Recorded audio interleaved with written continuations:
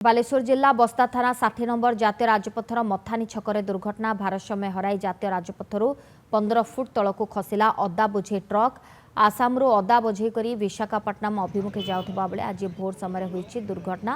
Driver को उद्धार कर स्थानीय लोके बस्ता हस्पिटाल भर्ती कराइछन्ति।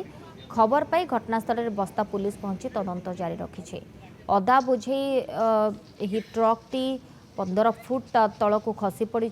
घटनास्थल में पुलिस पहुंची तदंत करुछि। बस्ता थाना 60 नंबर जातीय राजपथ मथानी छकरे ये दुर्घटना। आवाज तो शब्द है आवाज शब्द है मु बाहर के आसनी आसा को गोटे मोर भाउज आ पुत्र ठाई से हाव पड़े जे आस किए ही अच्छे तो आस तापर मुझे आसनी देखा गाटा नोट पड़ी गोटे ड्राइवर गाड़ी पर छिड़ा भीतर जो लोकटा था सी खाली काम काम कर आवाज दौर मुझे झरकाटा भांगिली झरका भांगी फैनटा से फैनटा को इठा मारी भांगिली भांगे मोर भी हाथ भी काटी काचर भीतर जड़े था जड़े बाहरी आसा जड़े